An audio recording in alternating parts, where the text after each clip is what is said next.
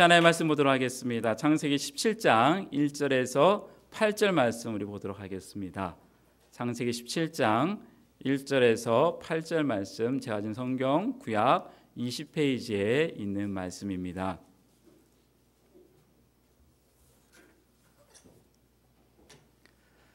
한 절씩 교독하겠습니다. 아브라함이 99세 때에 여호와께서 아브라함에게 나타나서 그에게 이르시되 나는 전능한 하나님이라. 너는 내 앞에서 행하여 완전하라.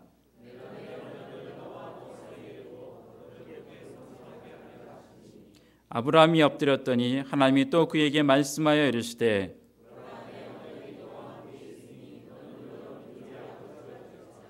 이제 후로는 내 이름을 아브라함이라 하지 아니하고 아브라함이라 하리니 이는 내가 너를 여러 민족의 아버지가 되게 함이니라.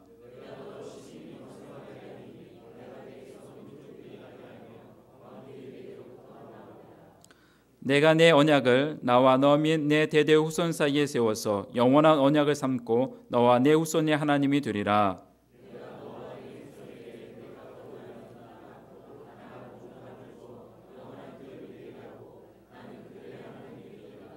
아멘.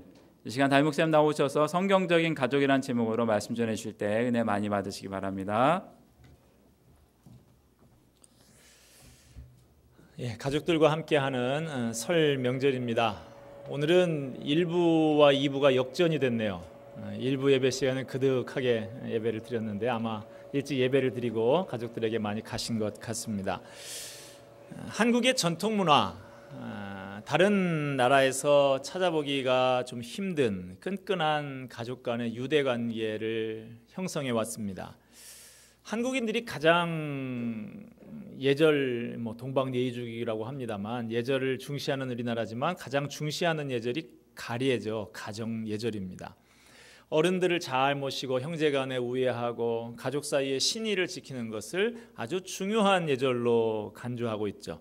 그래서 한국 사람들이 가장 싫어하는 욕은 대개 집하고 연관이 돼 있습니다. 집안 망칠 놈, 집안 욕되게 하는 놈, 놈 말고 또 있기는 있는데 꼭 이렇게 이런 거 할 때는 놈만 해요. 이러한 한국의 그 가족 중심의 문화가 긍정적인 면 순기능도 있습니다만 역기능적인 요소들도 있습니다. 김경일 씨가 쓴 공자가 죽어야 나라가 산다라는 책, 주로 유교적인 가족 문화의 역기능적 요소들을 많이 지적하고 있는 책이죠. 예를 들어서 한국의 효도 문화, 효도가 얼마나 좋은 것입니까? 그러나 그것이 너무 지나치게 감정적이다라고 지적을 하고 있습니다. 예를 들어서 가족 중에 치매 환자가 발생을 했을 때 단순히 효심만으로 해결할 수 있는 것이 아니라 차라리 더 좋은 의료 서비스 시스템, 이것을 갖추는 것이 필요하다는 것이죠.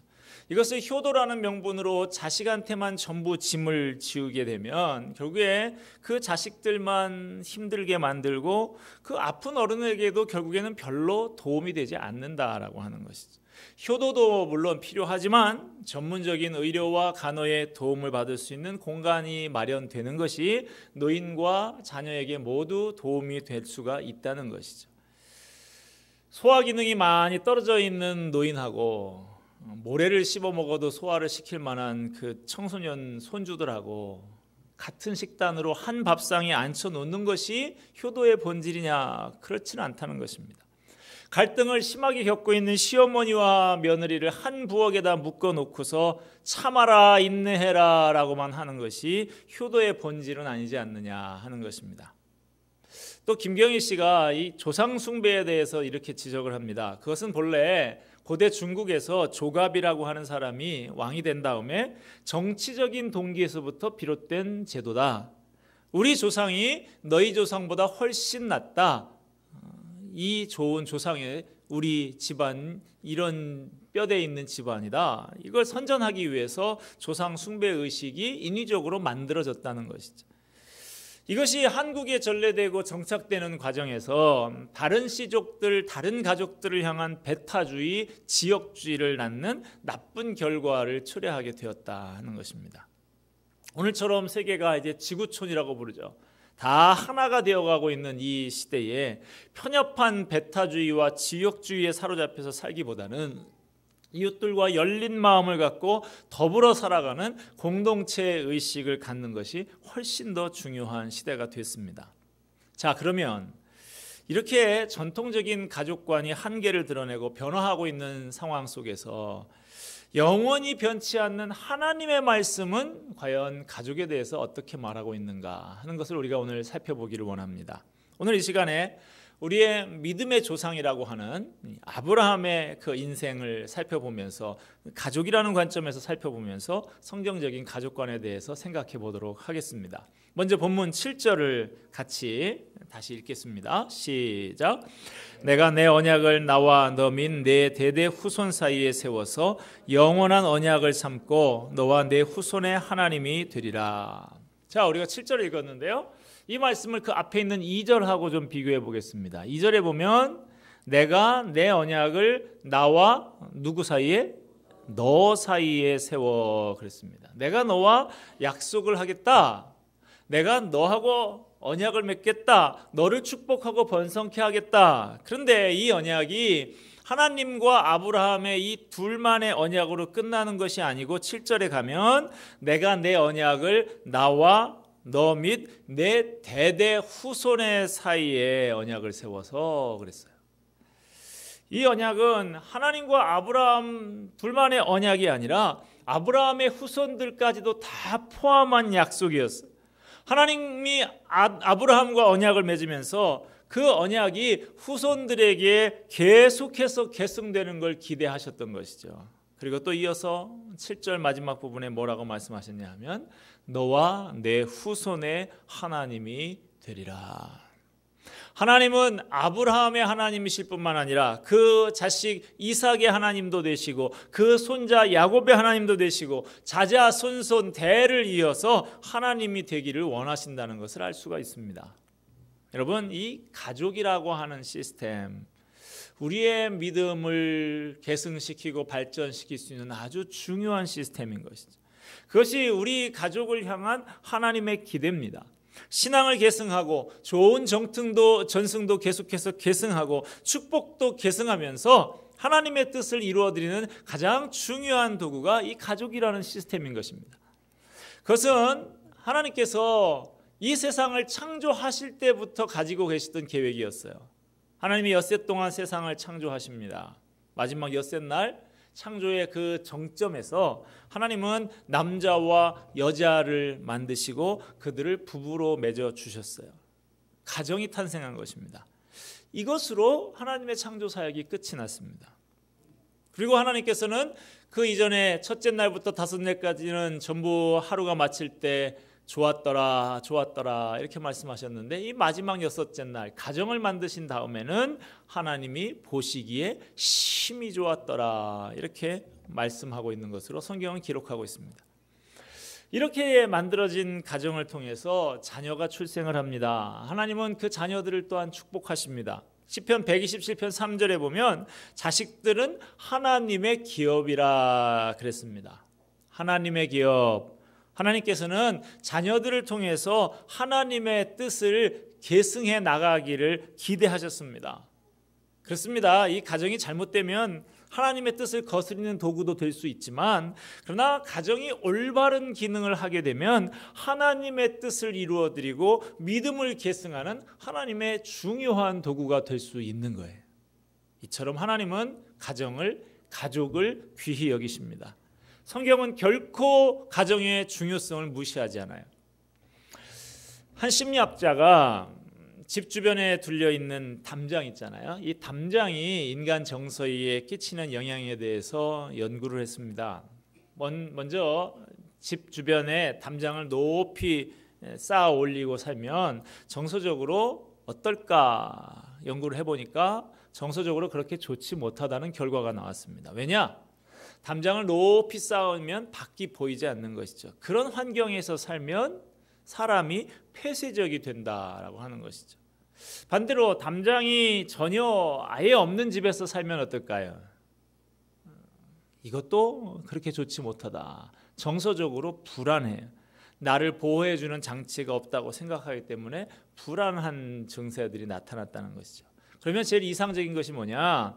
높은 담장도 아니고 담장이 아예 없는 것도 아니고 낮은 울타리를 가진 집에서 사는 것이 정서적으로 가장 좋다라는 그런 결과가 나왔다는 것입니다.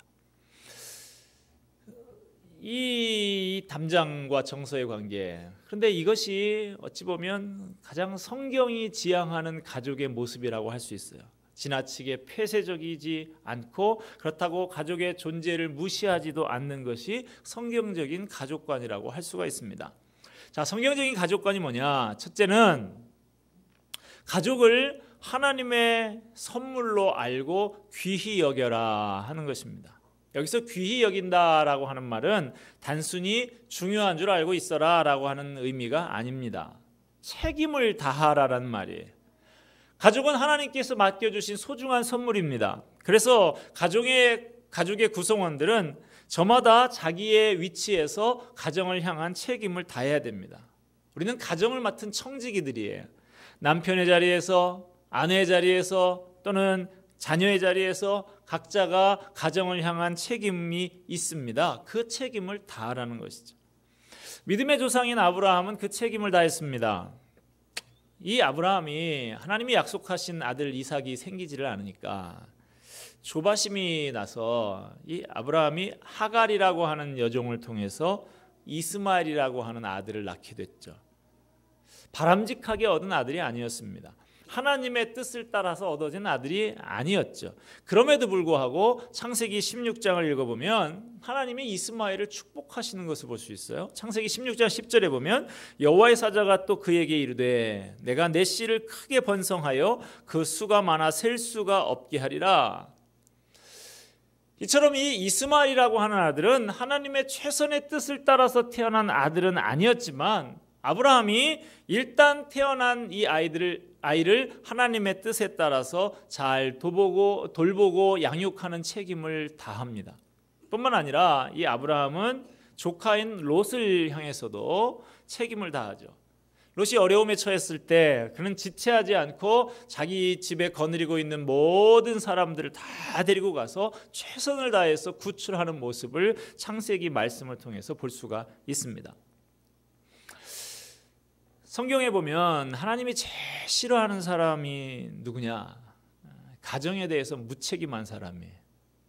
옛날 이스라엘 문화에는 이런 습관이 있었습니다. 가족에게 책임을 다하지 않는 사람에게 하나님께서 이렇게 조치하도록 합니다. 우선 많은 사람 앞에서 그 사람의 신발을 벗겨요. 그 다음에 침을 뱉어요. 그리고 그 사람 집 앞에다가 간판을 세웁니다. 신을 벗기운 자의 집. 하나님은 가족을 향해서 책임을 다하지 않는 사람을 좋지 않게 여기십니다. 가정의 구성원이 되었으면 그 책임을 다하라고 말씀을 하십니다.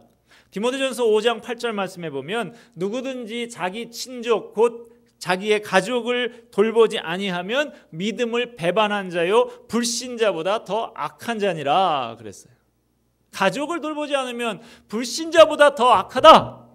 그렇습니다. 성경은 하나님의 백성들에게 가족을 향한 책임을 다하라고 말씀을 하십니다. 너에게 맡겨준 하나님의 소중한 선물이다. 그러므로 책임을 다해라. 그렇다면 내 가족은 내게 맡겨주신 하나님의 소중한 선물인 줄로 알고 책임을 다할 수 있는 저와 여러분이 되기를 바랍니다. 성경적인 가족관 첫 번째는 가족을 하나님의 귀중한 선물인 줄 알고 귀히 여겨라 하는 거였습니다. 두 번째는 내 가족의 울타리를 넘어서서 더 큰 가족을 바라볼 줄 알아야 합니다. 내 가족을 넘어서서 더 큰 가족을 바라보고 살아야 한다. 자, 오늘 본문 4절 5절을 다 같이 읽겠습니다. 4절과 5절의 말씀 시작. 보라, 내 언약이 너와 함께 있으니 너는 여러 민족의 아버지가 될지라. 이제 후로는 내 이름을 아브라함이라 하지 아니하고 아브라함이라 하리니 이는 내가 너를 여러 민족의 아버지가 되게 함이니라. 하나님이 아브라함과 언약을 맺으시면서 이름을 바꿔주셨어요. 이 사람의 본래 이름은 아브람이었습니다. 하나님이 그에게 아브라함이라고 하는 새 이름을 주십니다. 무슨 차이가 있습니까? 우선 이 아브람이라고 하는 뜻은 높은 아버지라는 뜻이에요. 사람들에게 자녀들에게 존경받는 아버지, 뭐 그 정도의 뜻이 됐겠습니다. 그것도 물론 좋은 뜻이죠. 그런데 하나님은 아브람이 한 가족 안에서 존경받는 아버지로 살아가는 수준에 머물기를 원치 않으셨습니다. 한 걸음 더 나아가서 아브라함으로 살아가기를 기대하고 계신 거예요. 아브라함이라는 말은 아람어로 여러 민족의 아버지, 많은 무리들의 아버지 이런 뜻을 가지고 있습니다. 이제 아브라함은 한 가족 안에서만 존경받는 아버지로 머무는 것이 아니라 헤아릴 수 없이 많은 사람들에게 선한 영향력을 끼치는, 이스라엘을 넘어서 다른 민족들에게도 영향을 끼치는 여러 민족의 아버지의 역할을 해야 한다라는 것이죠. 이 메시지를 받는 순간 아브라함의 인생이 이제 새 지평이 열리게 된 거예요. 그렇다, 나는 내 혈연의 가족을 향한 책임뿐만 아니라 이 가족을 넘어서서 많은 사람의 아버지가 되어야 한다. 이건 굉장한 사건입니다. 사실 이것은 이 자리에서 처음 주어진 것이 아니고 하나님께서 아브라함을 처음 부르실 때부터 창세기 12장에서 처음 부르는 장면이 나오시는데 거기서부터 하나님께서 가지신 기대였습니다. 하나님께서 아브라함을 처음 부르실 때 하나님께서 그에게 뭐라고 말씀하십니까?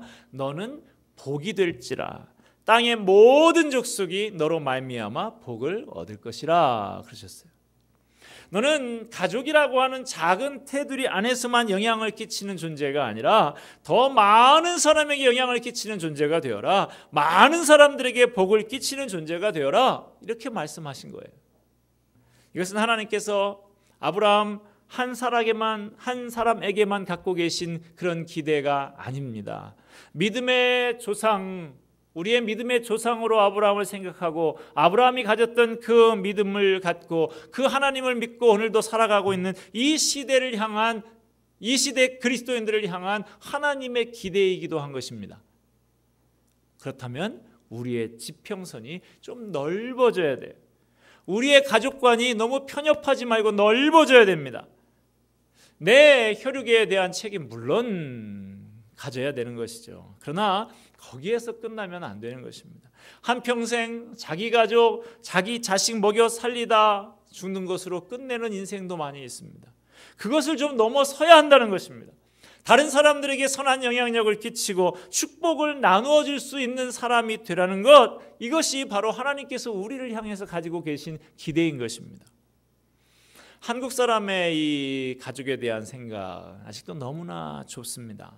내 집, 우리 집만 너무 강조하다 보니까 우리 집 바깥 일에 대해서는 무관심합니다.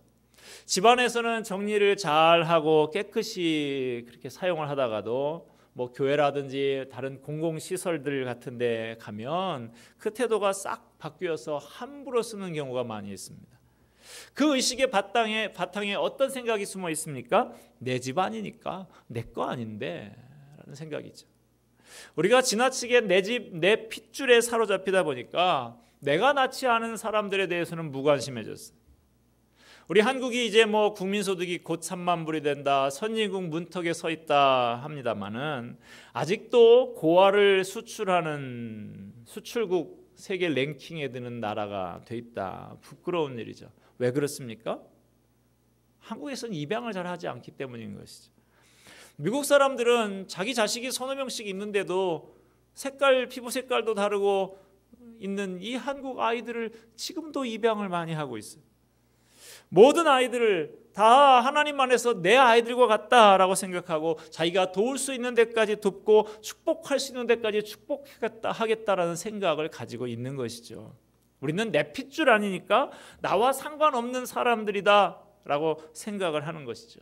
이 생각을 조금만 바꾸면 얼마나 이 세상이 좀 더 따뜻해질 수 있지 않을까라는 생각이 듭니다.